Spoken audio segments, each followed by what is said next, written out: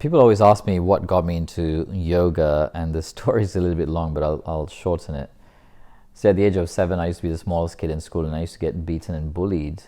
And I was this little kid in northern Malaysia, in the rubber plantations in northern Malaysia.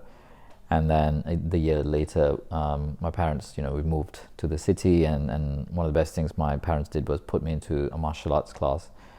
Long story short, little did I expect that I got into martial arts, and my instructor put me into my first competition. Then I got scouted to go and train with the national team. Next thing I knew, I was training on the Olympic team for, the team that was going to go to the Olympics in 2000, when Taekwondo was going to be the very first time in the Olympics. Let me start that part again. So little did I expect that I ended up in the national squad and training for the Olympics. And fast forward some years later again, I quit the sport and, was sustaining physical injuries. I chose instead of my sport to go into university and to use my brain and to do something with it.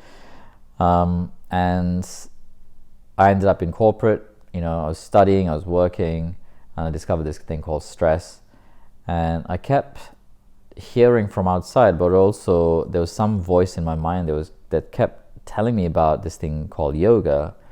And I thought yoga was just this thing where you just do some stretches and fall asleep, and then get up and do a couple of stretches and fall asleep. And frankly, that would have just bored the pants off me. And it wouldn't have been enough.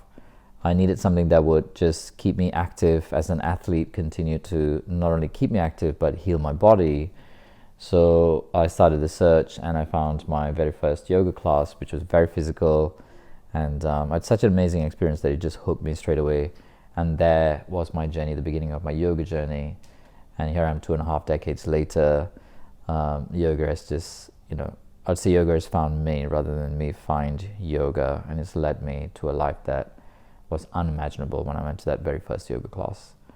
Perhaps if you're at the beginning of your yoga journey, then let it lead you, because you never know where it might lead you.